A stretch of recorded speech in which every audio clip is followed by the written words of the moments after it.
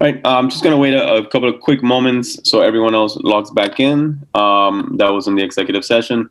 In the meantime, just want to remind the members of the public, I see that there's people already in the list of attendees and there were some panelists waiting for us. The board was in an executive session to discuss negotiations with the Portland Administrators Association. We have finished that executive session, and so now we're back here in our public meeting. We left our agenda right prior to us doing our roll call. So, Superintendent, if you don't mind leading us through the roll call, and we'll take it from there. Sure. Mr. Atkinson?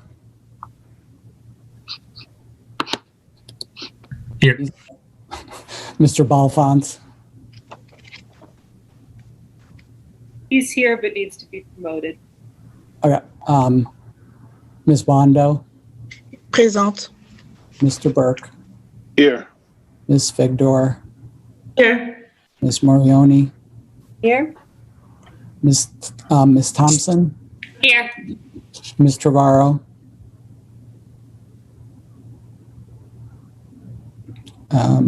Ms. Trevorrow, I know she was in the other meeting, so she must be working her way over here. Ms. Yangala? Yes, I'm here. And Chair Rodriguez. Presente. Ms. Trevorrow was having some connectivity issues, so I'm sure she'll pop. There she goes. She'll come in. Perfect. All right, let's get the flag on the screen, and then I'll lead us through the Pledge of Allegiance.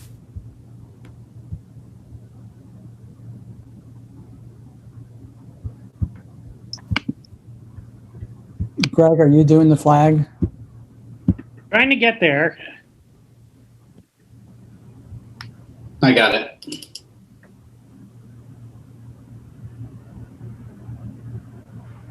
Pledge allegiance to the flag of the United States of America and to the republic for which it stands, one nation, under God, indivisible, with liberty and justice for all.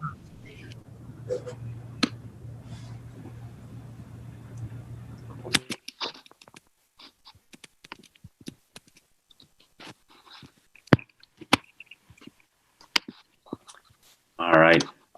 For my, for the report of the chair, I have a couple of announcements to make, a little bit, not a long report, but lengthier than usual. So first of all, I want to start my remarks tonight by reminding everyone that this meeting had been rescheduled from its original date of November 3rd, because that was election day, and we have a long-standing practice of not meeting on that Tuesday. So on that note, on behalf of the Portland Board of Public Education, I want to extend a congratulations to board member-elect Aura Russell Better, who is going to represent District 3 on the board, Jeff Irish, who will be representing District 5, which is my home district, and Yusuf, who will be serving as an at-large board member. All three of them won their races. So again, congratulations to them. We're excited that you've taken on this responsibility. All three of you have deep, meaningful connections with the district, and we can't wait to have you join our work and advance our overarching goals. The inauguration will take place on December 7th, and information should be going out soon with details on that evening's events. Before the inauguration, at the board's next business meeting on November 17th, we will hold a caucus to elect the chair from amongst ourselves. This will be the first order of business and will include the incoming board members. Tomorrow, November 11th, we observe Veterans Day, honoring all people who have served in the United States Armed Forces. And so to all my fellow veterans, I wish you all a very happy Veterans Day. Mr. Balfont, who served in the Marines, and yes, I am going to say in my same yearly corny joke, I'll remind him that I'll never hold it against him that he served in the Marines as an Army guy. Also, incoming board member Jeff Irish, he's also a veteran. He served in the Marines and the Army, which is not half bad. And to all veterans in the school community here in Portland, in the state of Maine and elsewhere, we salute you and we honor you and we thank you for your service. Also, I want to remind board members and the public that I will be delivering the State of the Schools address next Monday, November 16th at 5:30 p.m. For the City Council. This is a yearly account of the work that we've accomplished as a district, and also a look ahead at the coming year. This is written in the city charter as one of the responsibilities for the school board chair. This will be my second time delivering it, and I consider it a great honor. Looking forward to it, and I hope you can join us. I believe links went out today to have you join us as panelists for that event. One last reminder, our next Parent University event, Choice Night, Choosing a High School. It's an event intended to help parents identify which of Portland's 3 high schools are best suited for your child. Parents are invited to come and hear from school leaders about how to choose your child's next step. This is taking place Thursday, December 3rd from 6 p.m. to 9 p.m. And next, I want to take a few moments to report back on the MSBA Delegate Assembly. In the agenda tonight, you guys should see a couple of documents loaded. They're the minutes from the assembly, and then there's a copy of the resolutions that were considered by the assembly. First of all, I just want to say, again, it's a great honor to represent Portland Public Schools as the delegate. This was my 3rd year going into the assembly. It's just amazing to be surrounded by so many people who are serving on school boards across the state.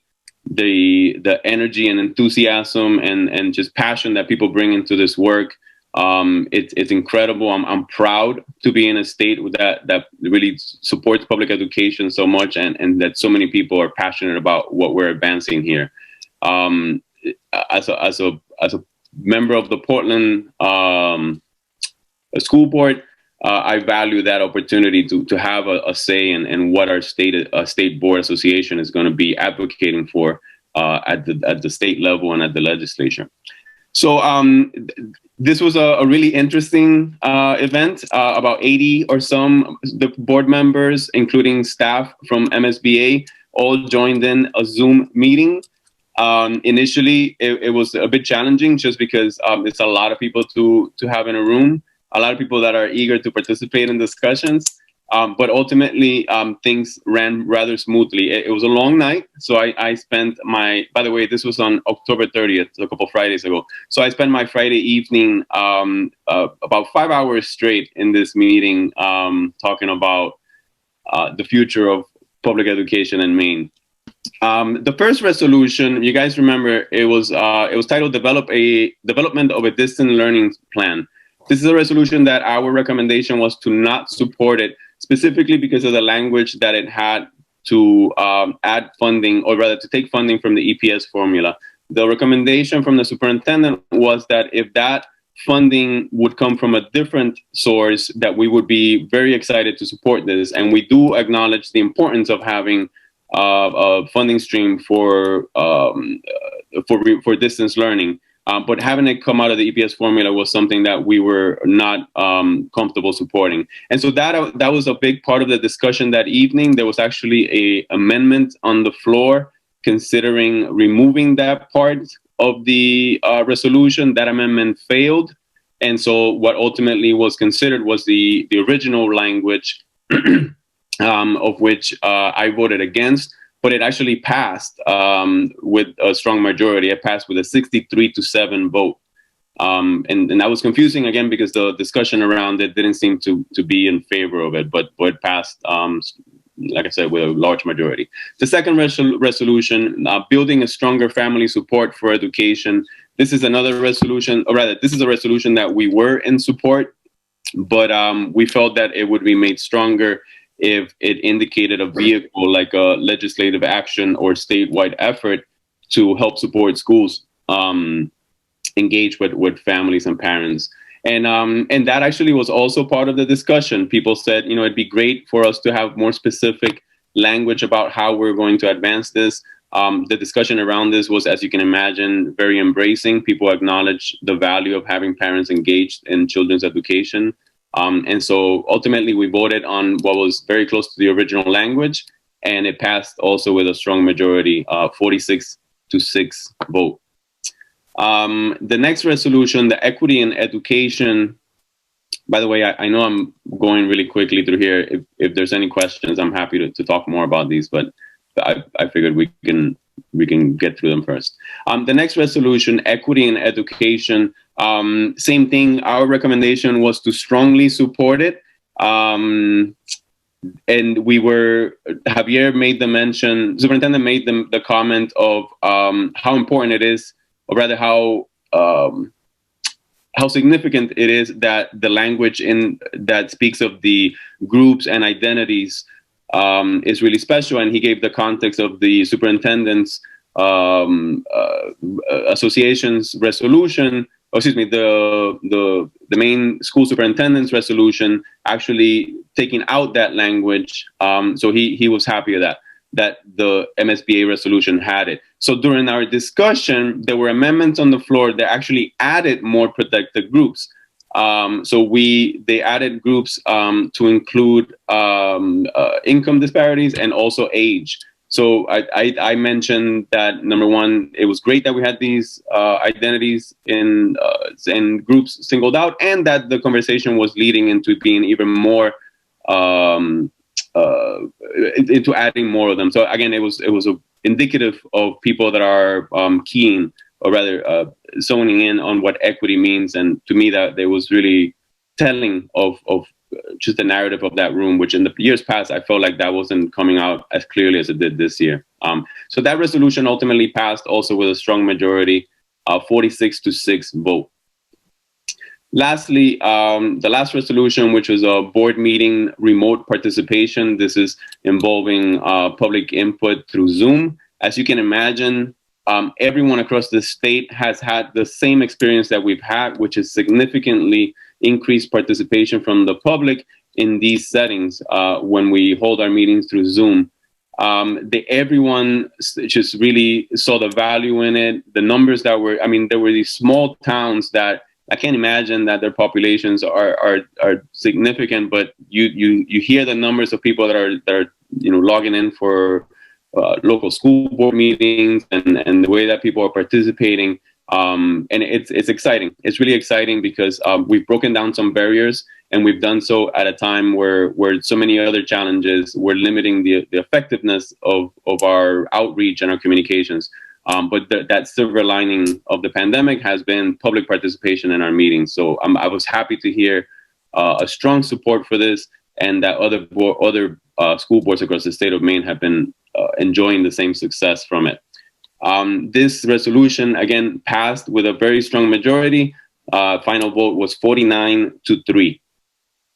The rest of the evening was devoted to just some very minor edits and adjustments to previous year's resolutions. Those are included in the package, and you're all welcome to take a look at those. And I'm happy to, I stayed on for the meeting to the very end so I can hear those discussions and have some notes. So I'm happy to discuss them with anyone if there's any questions. That's all I have as far as the MSBA report. If there are any questions, like I said, I'll take them. If not, I'll move on to the last part of my remarks. I don't see any hands raised. So last thing that I have on my remarks, I wanted to welcome a third new incoming student representative, Abigail. I don't know if she's logged in, actually. I'm sorry. She's not logged in. Abby might be here later. Okay. So she's not with us, but I did want to let the board know and the public, we've had the student representative from PATH has been identified. Her name is Abigail Hill. She is in the child care program, or the early child care program in PATH. And her home school is Portland High School, or her sending school is Portland High School. We're excited for her to join the board. I've already reached out to her and congratulated her for being selected. and thank her for her willingness to serve on the board. As everyone on the board knows here, I'm a strong advocate of our student reps, so I'm really looking forward to working with all of them this coming year.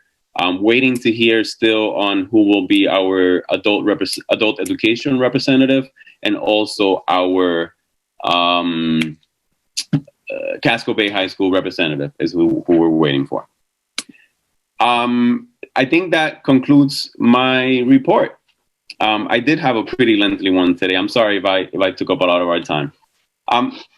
Having said all that, in the agenda, we are up to the superintendent's report. Superintendent, you have the floor. Well, actually, Javier, I'm sorry. I see someone in the attendees has their hand raised.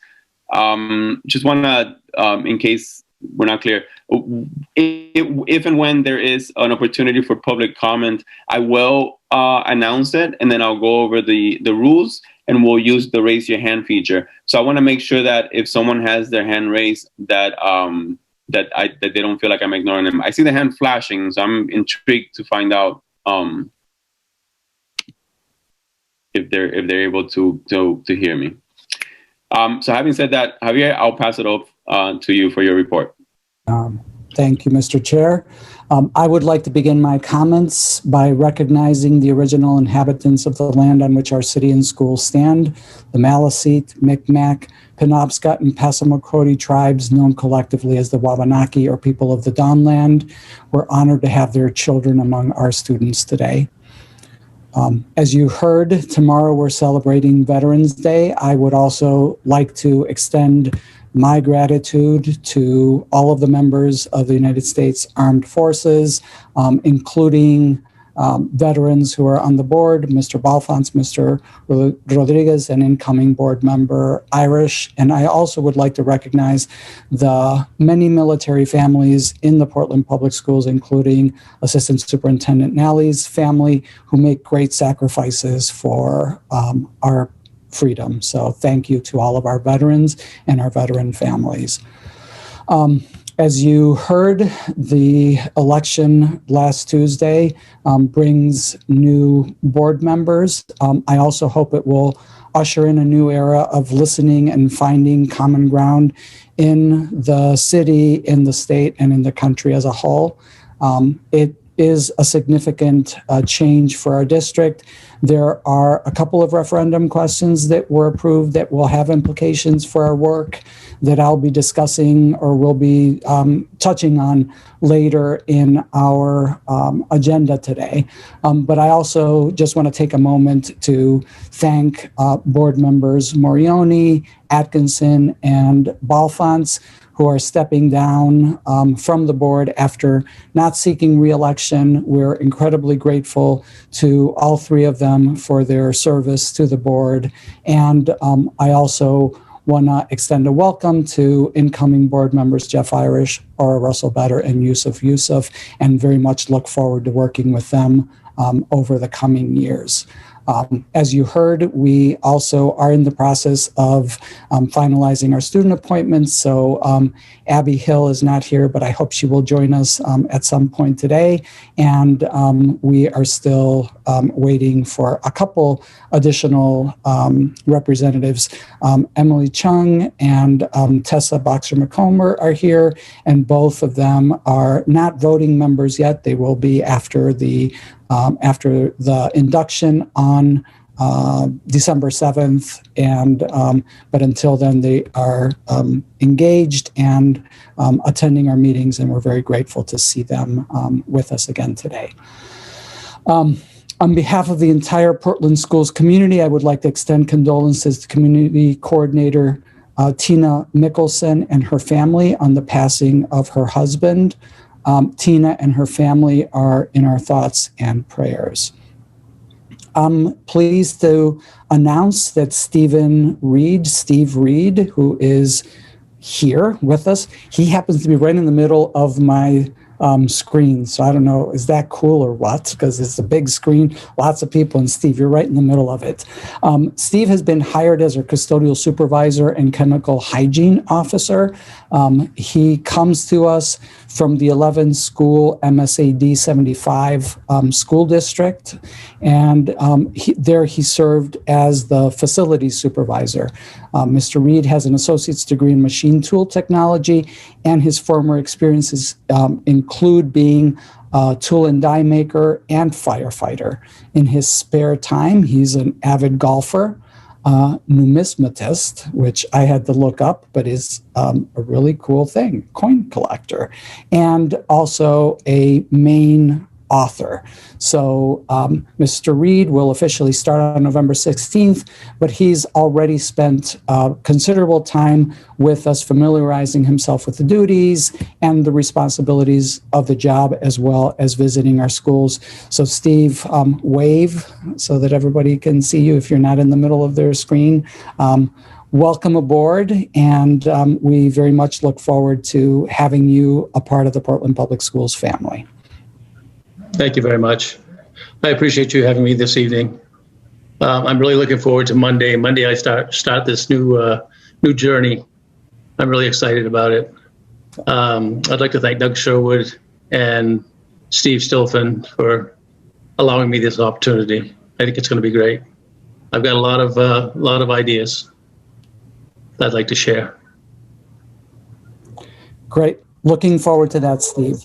I also would like to introduce you to Carrie Gallivan, who is our interim executive director of data and technology. Carrie is working as a consultant with us. He has extensive experience as an IT director and a technology entrepreneur here in Maine, and we're looking to fill the position permanently, but in the meantime, we are incredibly grateful and fortunate to have Carrie to support us in this transition. So Carrie, do you want to wave? You're not in the middle of my screen. So awesome. So thanks, Carrie, for giving us your time, and we very much appreciate having you here. This week, schools throughout the United States are celebrating National School Psychology Week. This is an opportunity for us to highlight the important work that school psychologists do to help students thrive. This year's theme is the power of possibility, which truly represents the work of school psychologists always, but never more so than in this year. Our psychologists are an important part of the Portland Public Schools people, and we are always grateful for them, and more so in this week where we honor them for their service. I am really excited to announce that this Friday, November 13th, the district will be launching POSSIP, a parent engagement platform that lets parents easily share praise and feedback about our schools in multiple languages. Parents will receive a quick online survey every 2 weeks from their child's school, asking them a couple of general questions about whether they've been happy with their school experience during that time and any feedback that they may have. They will also be asked one specific question related to their school or the district as a whole, on which they can also give us feedback. Each school and the district will get a regular survey report, which we will use then to address parent concerns and improve our instructional program. One of the things that's become evident through this past 8 months is the importance of regular communication and feedback from our stakeholders, especially our parents, in this complex and rapidly evolving time. So just today, I received multiple emails from members of our school community sharing concerns about programming and potential programming changes. We're banking on having the ability to have fresh data to create an expectation among families that we are listening and that it is worth their time to take our surveys. As you know, Portland Public Schools has a long history of surveying parents and using the data to keep track of how we're doing broadly. So our family engagement survey, our student surveys, and our TNTP survey. But this is really moving us to a new level, and I'm excited to see how we're able to improve our relationship with our community as a result. Earlier tonight, during the board's Public Affairs Committee meeting, the Executive Director of Communications and Community Partnerships, Grace Valenzuela, updated committee members on the progress that's been made in making sure that we are able to reach all of our families through email or through opt-in texts. As you know, we had over 1,000 students, so that's about 750 families that we were not regularly able to reach through our school messenger system. While that number has been reduced by half, we continue to work to get to 100%. That continues to be a priority, particularly as we look at getting survey data that truly represents our entire community. And I would really want to take a moment to thank our IT and our multilingual, multicultural teams for their work together to first identify who those families are and then to drill down and help us to tackle this problem. The Foundation for Portland Public Schools has completed its 12th annual Fall Teacher Grants Program cycle.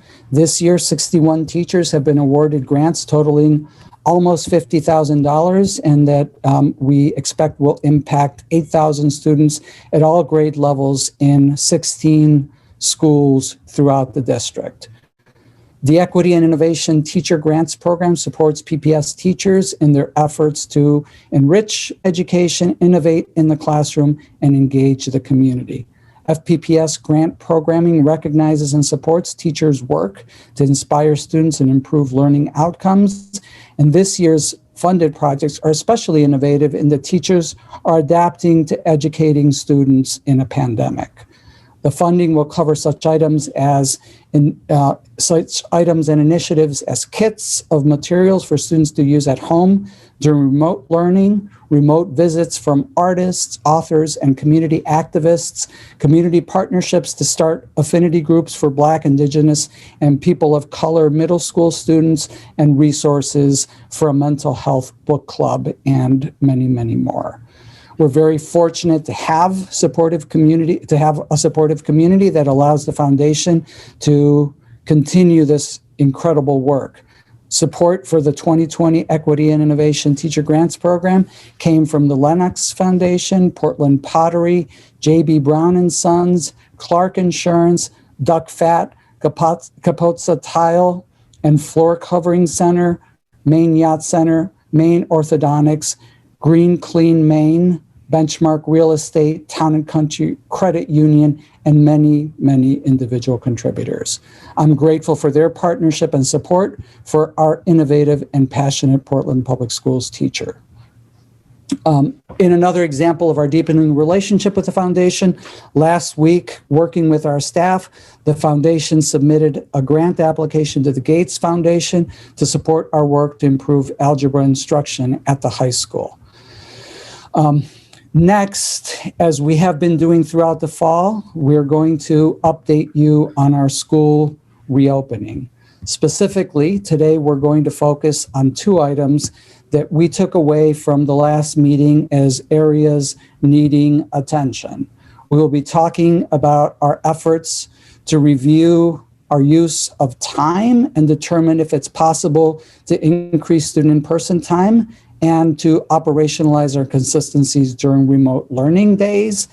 And Assistant Superintendent Milianelli is going to discuss the K-9 work, and Assistant Superintendent Aaron Townsend will discuss the work in grades 10 through 12. Before we do that, I would like to discuss a few other areas. First, we were pleased to learn that the Cumberland County remains designated as green in the state school reopening dashboard, while case counts continue to increase in the state. We continue to believe that having students attend school in person is the best option for most students and want to be able to continue to do so for as long as possible. I wanted to spend a couple minutes explaining what my thinking is regarding what would happen if the county were to shift to yellow. At this time, I intend to continue to provide in-person instruction unless our district-specific circumstances were such that we would not be able to do so. So, for example, if so many of our staff were quarantined or otherwise unable to work, that we would need to shift to remote instructions, and that could happen regardless of the color designation. We continue to make preparations for a possible transition to all remote instruction, but we'll continue to prioritize in-person instruction for as many students as is safe to do so for as long as possible. And it's in that context that I want to remind the board and the public that part of our reopening plan calls for the implementation of what we called an essential school in the event that we are fully remote. This school would be staffed to the extent possible by staff who volunteers for this assignment. An essential school would be targeted to students who we know are most likely to struggle in remote settings, especially students with low incidence special education needs and students who cannot effectively access remote instruction, such as students who are intensive English language learners. Next, as many of you know, our daily symptom check screening has changed, and effective yesterday, we still send a daily symptom check reminder to families, but we no longer require an affirmative action by the recipient. This change was advocated for by our school nurses and approved in partnership with our collective bargaining unit representatives. The intent of this is to free up our nurses to attend to students who are showing symptoms and follow up on absent student symptoms rather than monitoring who did or didn't complete the symptom check. The change places a premium on educating families on the COVID-19 symptoms and the importance of self-monitoring and, of course, not sending sick students to school. And last, before we move into the updates from Assistant Superintendent Nally, is we are working to develop a process for making decisions about how we prioritize what we're able to continue after our CRF funding expires at the end of this calendar year. At next week's board meeting, we'll provide our initial thinking about how we would approach that, and we'll discuss that in more detail with the Finance Committee, which meets that same week for its monthly meeting. At that time, Executive Director of Budget and Finance, Miranda Fasulo, and I, we've been working through to provide details on the enduring costs, the costs that continue beyond December 31st, and also identify potential savings from our regular budget to provide a baseline for those discussions. I do want to point out that referendum question 1, which increased the minimum wage, could potentially complicate our work in this area, as it would raise the minimum wage during an emergency to $18 an hour, which would create an unbudgeted impact on, among others, our custodial food service and transportation budgets. So with that, I will turn it over to Assistant Superintendent Nally to discuss the follow-up to questions that were raised at the last meeting regarding additional in-person time and remote learning consistencies. So, Malia? Great. Thank you, Superintendent. So we've talked about this a little before, but I just wanted to start by regrounding us in the fact that as we launched this year, we focused our time, attention, and energy during the months of August and September in particular on a handful of areas. First, getting everyone on the same page about our hybrid learning model and the shared agreements that we had developed around the learning consistencies over the course of the summer. Second, we focused on ensuring strong and smooth implementation of our health and safety protocols. Third, launching the outdoor classrooms. Fourth, ensuring our school kickoff was seamless and attuned to where students were at, with a special focus on social emotional learning and building community again. And then on building and launching a remote academy for close to 900 students. So while we continue to hone our implementation of each of those areas, by and large, we feel proud of what everyone accomplished, especially in those priority areas. During the month of October, we started to pull up onto the balcony again to assess how things were going and to identify the need for any adjustments or focused improvement. We spent time with our administrators, coaches, and teachers identifying what was going well and what needed to improve. This process led us to hone in on the need to improve the remote learning portion of the hybrid model. As we unpacked what was happening, we asked ourselves if we needed to adjust the model or structure to the day and week, or if we simply needed to strengthen the implementation of what was intended.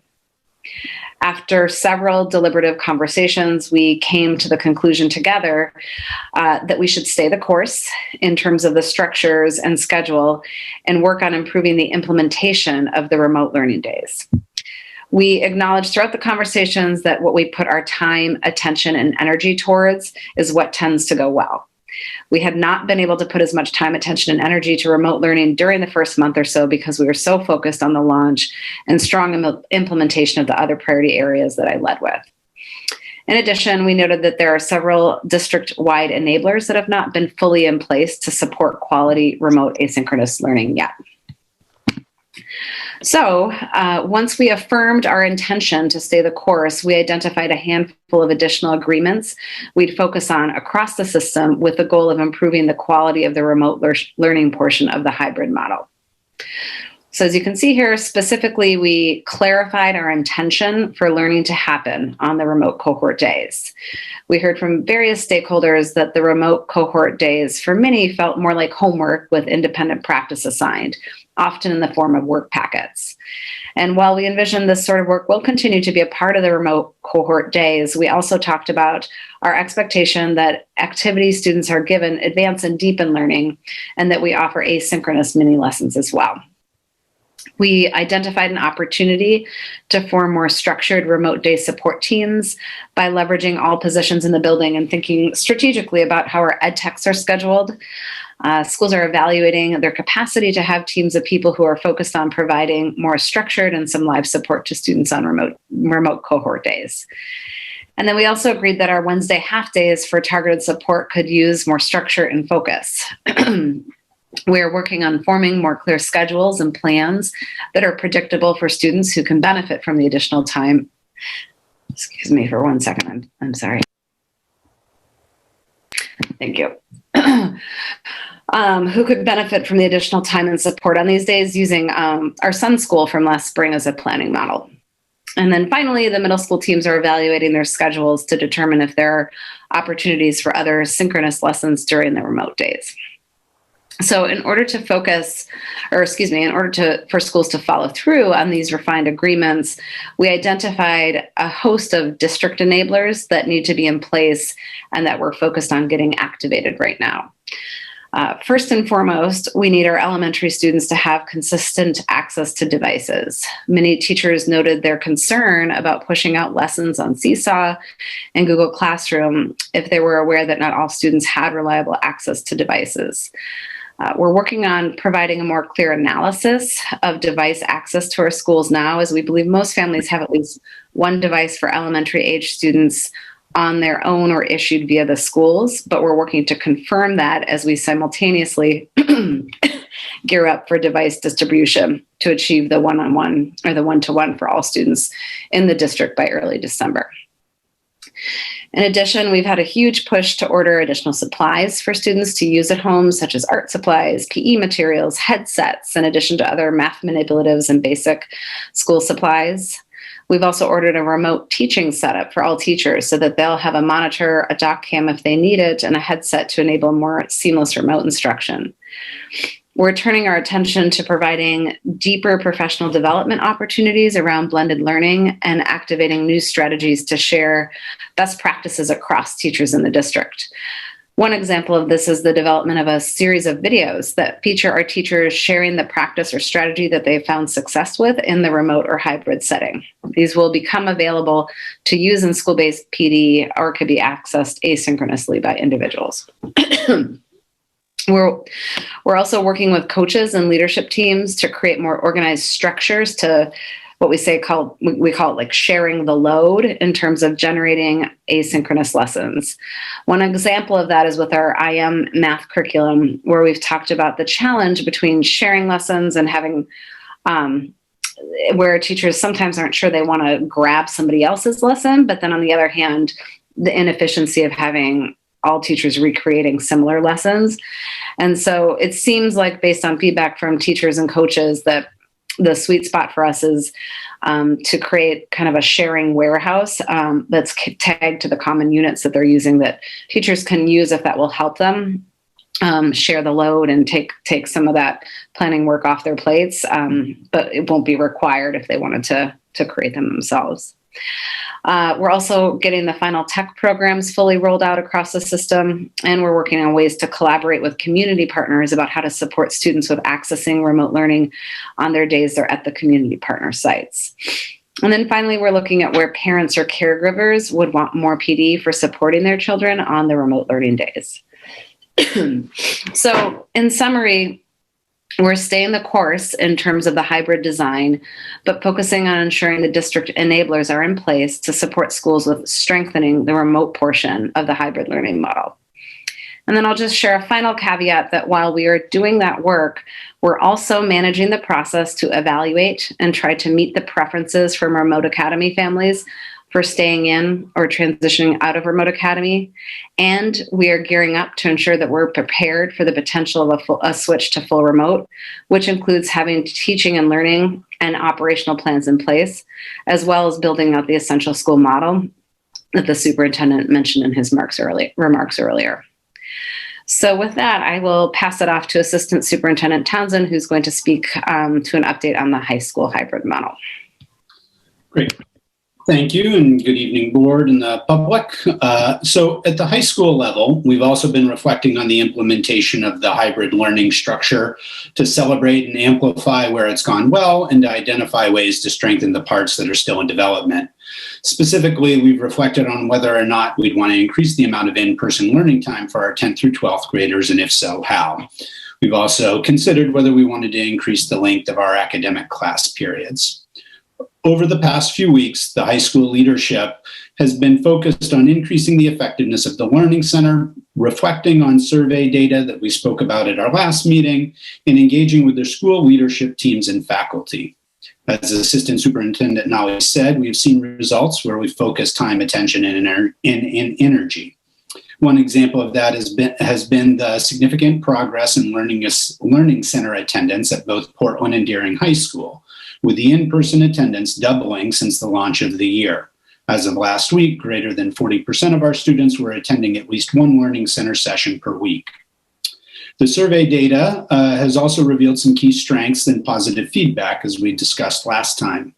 A majority of all stakeholders thought that things are going much better than in the spring, and that students are doing and completing more academic work than they were even before COVID. Students credited the synchronous academic classes as a key structure that has improved things. It has created more structure for them and provided more access to direct instruction. Students also overwhelmingly reported feeling safe in their time when they are at school. However, the concerning part of the data aligned with the anecdotal feedback we've gotten from students and families regarding the social emotional wellness of our upperclassmen. They cited their lack of connection to peers and others as a major obstacle for them since remote learning began. Based on this analysis, we've recognized that we have some strengths to build off of and needs to address for our 10th through 12th graders with our hybrid learning model. The high school team decided that we are best positioned to stay the course overall and refine what is currently working, while finding some opportunities for increased in-person time for our 10th through 12th graders to support their social emotional wellness. The team has decided to maintain the current schedule for 9th graders, as well as the academic schedule of the 4 days of synchronous instruction for 10th through 12th graders. However, as of Monday, November 30th, we will require upperclassmen to be on campus for 2 days per week during the Learning Center time.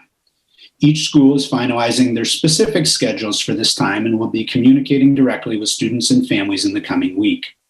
We will continue to maintain our other structures as indicated in our pre-K 8 model, as Assistant Superintendent Nolly indicated, including keeping the current bell schedules, the use of Wednesday time and building off the Learnings of Sun School to create structure for that, and the prioritization of some of our targeted groups of students for additional in-person and remote supports.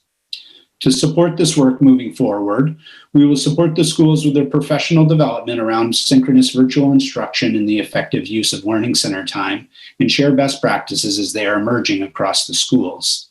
We continue to deepen our ability to use the technology tools to support our instructional approach and provide additional resources to staff to support their instructional delivery, just as Assistant Superintendent Nolly mentioned, with the additional monitors, document cameras, and new devices.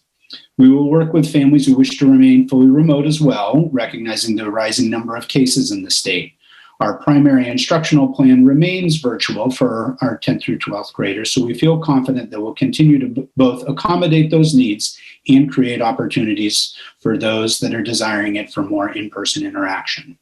We're also working with a number of staff that will continue to need accommodations to provide coverage for their classes. Taken together, we believe these adjustments in our model and bringing time and attention to our instructional delivery will continue to improve the outcomes we're seeing for our high school students. So with that, I'll turn it back to the superintendent to kind of conclude our update for this evening.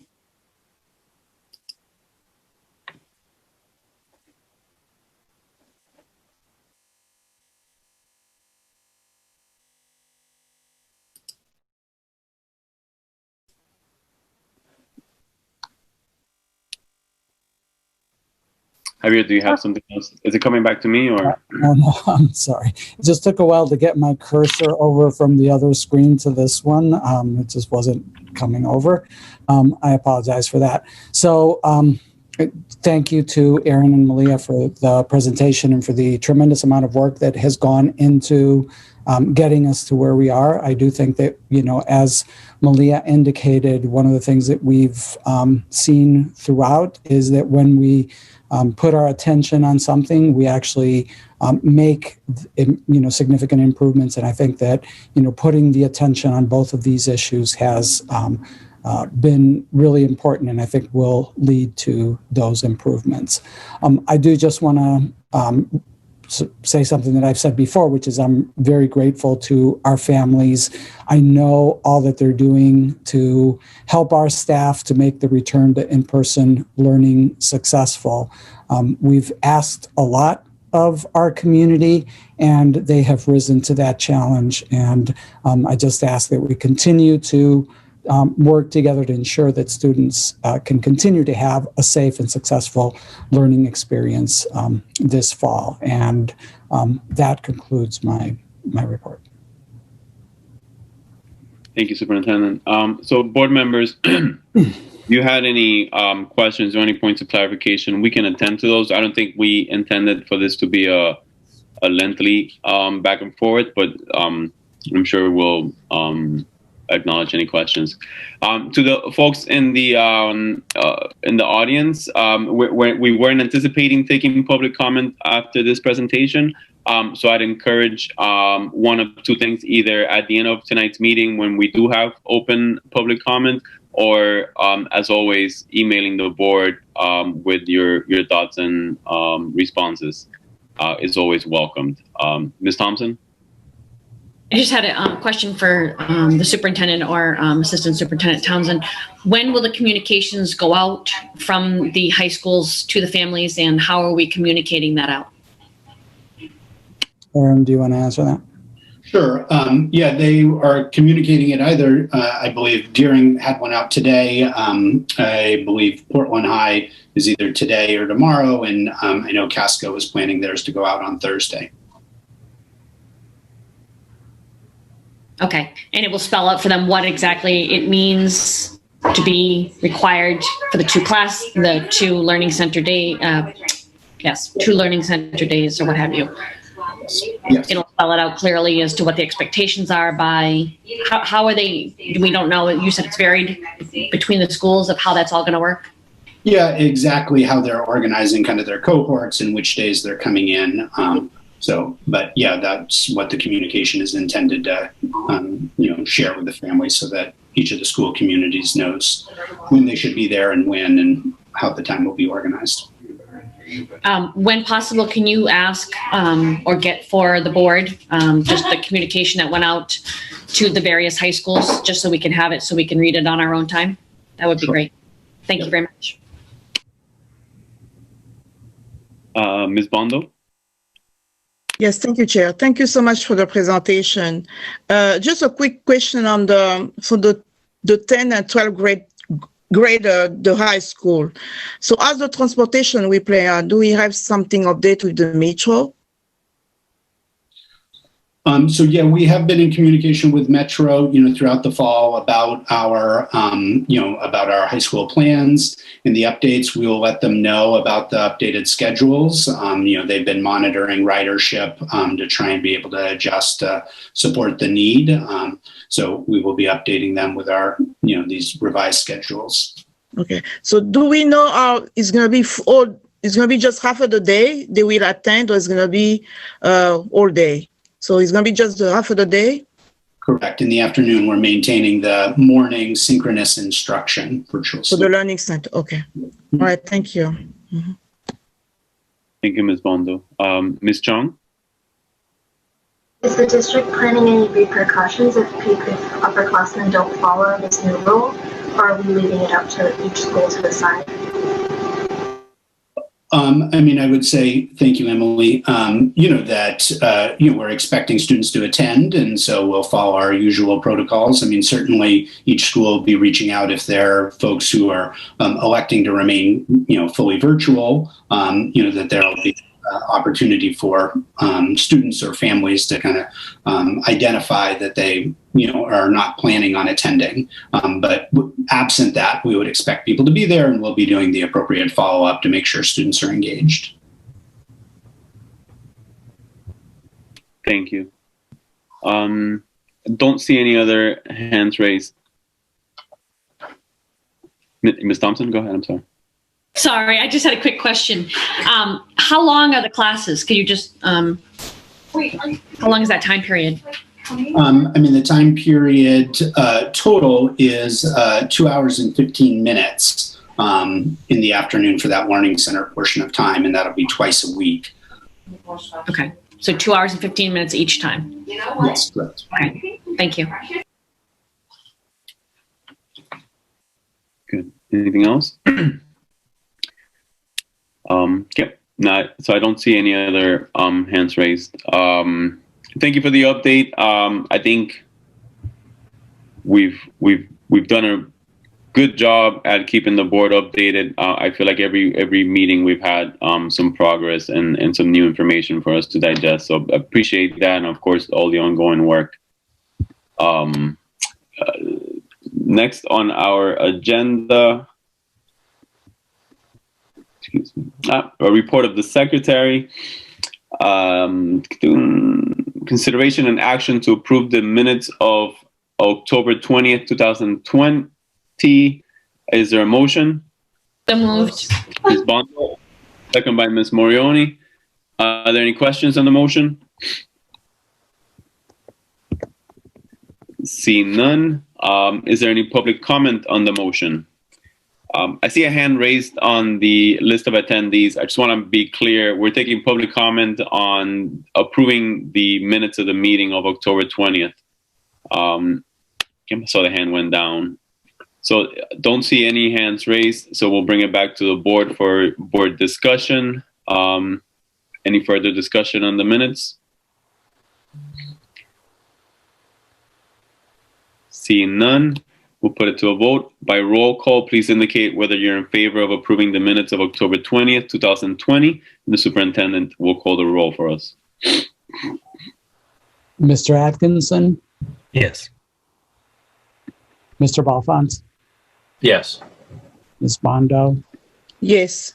Mr. Burke? Yes. Ms. Figdor, Yes. Maloney,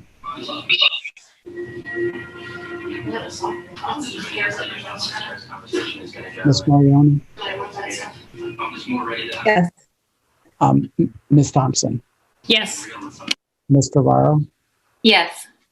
Ms. Yandala, Yes. and Chair Rodriguez. Yes. And so that passes unanimously. Next, consent items. Will the superintendent please read the list of donations made to the district? Yes, Mr. Chair. Under Board Policy KCD, the school board accepts by unanimous consent contributions made to the school district as required by that policy. All the donations are listed in the board agenda under this item, and our practice is for each donor to receive a written contribution acknowledgement expressing our heartfelt gratitude as well as for their tax purposes. I would like to thank the many generous contributors to the Portland Public Schools who have made donations of durable goods, goods of substantial value, and historical or commemorative significance, including a piano for students to use in the grade space at Casco Bay High School, worth $600 from Maria Fox and Mark Shaughnessy, $10 gift certificate towards the Lincoln Middle School Laptop Protection Program from Nafisa Yusum Ibrahim, $1,500 worth of backpacks and supplies for all kindergarten students from the National Council of Jewish Women, $300 worth of school supplies, and $250 to use for student and staff supplies from Machaya Savings Bank, $300 worth of school supplies and gift cards from Enclave of Scarborough, $200 worth of school supplies from Kristen French, $2,250 worth of Sunrise guidebooks with coupons listed to Lyseth, Reiki, Ocean Avenue, and Breathe at Lyman Moore Middle School from Sunrise guidebooks, $800 worth of coupon books for discounts at local businesses from Sunrise Guide, $1,500 for Reiki, and $500 for Lyseth to use towards supporting school food pantries from Portland Provident, $500 to purchase needed supplies for student and staff from Amanda and Marjorie DeRoche Rancourt, $2,780.60 worth of school supplies and PPE for Ocean Avenue Elementary School, hybrid students, teachers, and nurses from Harvard Pilgrim Healthcare Foundation, 2,832 count crayon class packs, glue sticks, and pencils for Miss Lossier's first grade class from Gretchen Speed, pencils and highlighters for students and staff from Connie Gurney, $250 worth of masks for student use from Grace Marino Trinity Youth Group, $3,554 check from the Hannaford Helps Schools program for the school activity count from Amy Lewin, care of Hannaford, $2,800 worth of school supplies for classroom use from Aaron Johnson, Andrea Velasquez, care of Harvard Pilgrim Healthcare, and 38 stumps for outside learning spaces at Lincoln Middle School, valued at $500 from Ken and Shelley Burek. We are very grateful for their generous support and contributions to the work of the Portland Public Schools, and I do believe that is the longest list I've ever had to read. It felt like it. It's certainly a healthy list. Again, so appreciative of all the partnerships in the community and all the folks that think of us when they want to contribute. This is great, isn't it? I've always said how much this, because you get to see who these people are, and often these are like our neighbors, and these are like people that we know and organizations that we all know. It's exciting to know that we have that level of support, and you see things that are hitting our outdoor spaces, our PPE, and things that are critically important right now. So again, really exciting when we have such a healthy list. Next, on new business, we have a first read to approve amendments to policy ADC, tobacco use. Reminder, as always, when we have a first read, we're going to have a workshop at the end of our meeting tonight so that we have an opportunity to discuss the changes to the policy. Also, next, personnel, consideration and action to approve personnel items listed. Probationary teachers, is there a motion? Ms. Figdor, second by Mr. Atkinson. Would the superintendent or Ms. Stoddard please speak to the motion? Barb, are you speaking to these? I'm happy to speak to it. This is a regular employee that we're hiring. There's just one on the list today. Okay. Are there any questions on the motion? See none. There is no public comment on personnel items. So is there any board discussion? Seeing none, by roll call, please indicate whether you're in favor of approving the personnel items listed. Mr. Atkinson? Yes. Mr. Balfons? Yes.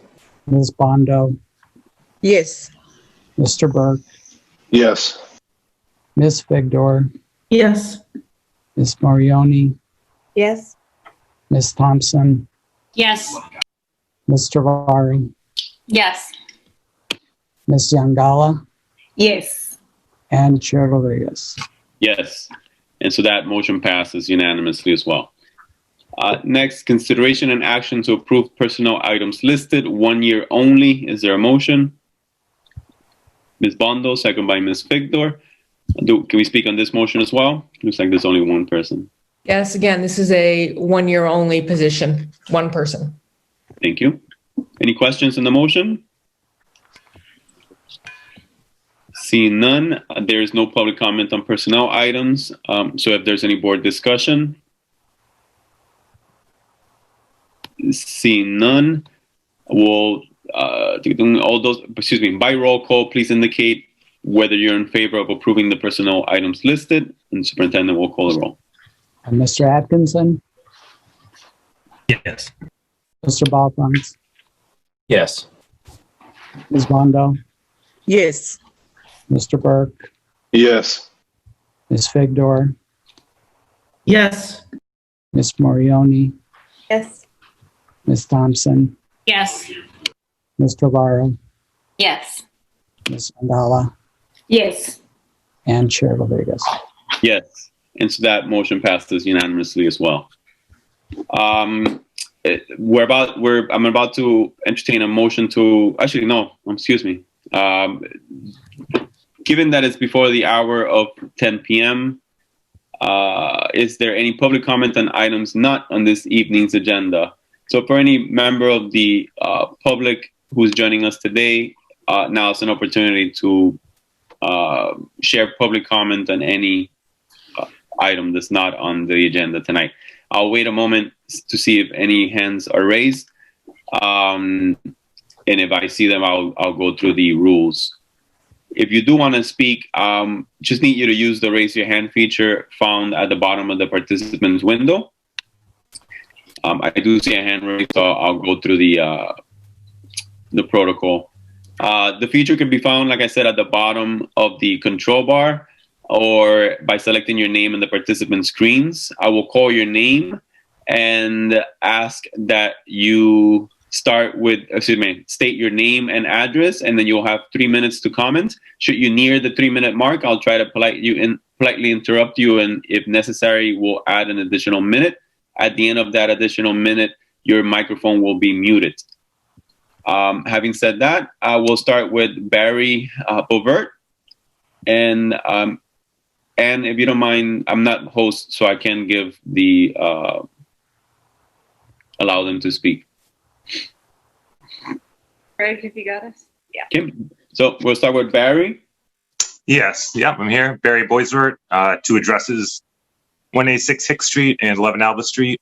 I have a 3rd grade son who's mainstream. And we're remote, it's fine with him, whatever. Not ideal, but we understand Corona. We've been very safe. My real issue is with my kindergarten daughter who attends the bridge program. I attempted to send an email yesterday, but I'm not sure if I had the right address. So I'm not sure if you guys received it or not. I think there's 8 children in the bridge program. So there's 4 each day. And it is just very important for children like my daughter, who's deaf in 1 ear, nonverbal, autistic, for her to be getting her learning at school. Everyone I've talked to seems to say that space is the reason they can't go 4 days a week. And I'm just curious, I know you've talked about what you put your focus towards has been positive and it's worked. It just seems like finding space for 4 extra children that desperately need the in-school work. Maybe that's not getting enough focus, or does it need more, or just where does that stand on the children in the bridge program? We don't normally, engage in communication. Your email did not come through, at least not to me, Mr. Boisvert. Assistant Superintendent Nally and her team will follow up with you to let you know where we are in that process. Thank you for speaking today. Okay. Yeah, same thing I was going to say. I didn't see, I searched in my inbox, I didn't see it. Did you need more time, or were you all? Well, I mean, I guess, I've kind of got led in a lot of different directions and trying to make something happen. And I know the other families are also. Okay, that's not where I sent the email. I sent it to just board at Portland Schools. Yeah. So it's school. I think it's schoolboard@portlandschools.org. Okay. And we'll get it. And as superintendent said, we'll try to get you someone to answer your questions and try to find a good resolve. Right. Okay. I guess I'll wait for that. I don't know if you can see the chat, but Assistant Superintendent Malia included her email address in there as well. Okay, great. I did see it. Thank you. Okay.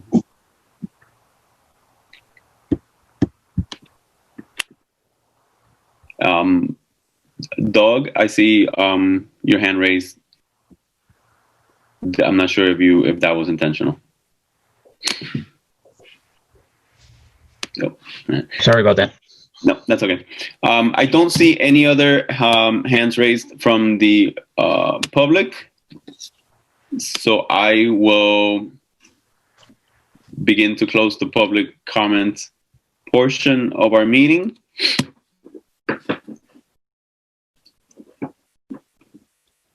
And if no one else, so I think I'll officially close it then. I was trying to be slow because, we know it's challenging and we have a little bit extra time. So I'll then ask for a motion to adjourn. Ms. Morioni, second by Ms. Thompson. And all those in favor of adjourning, please indicate, and we can do our hand raise vote. And that's unanimous. We've adjourned at 8:16 p.m.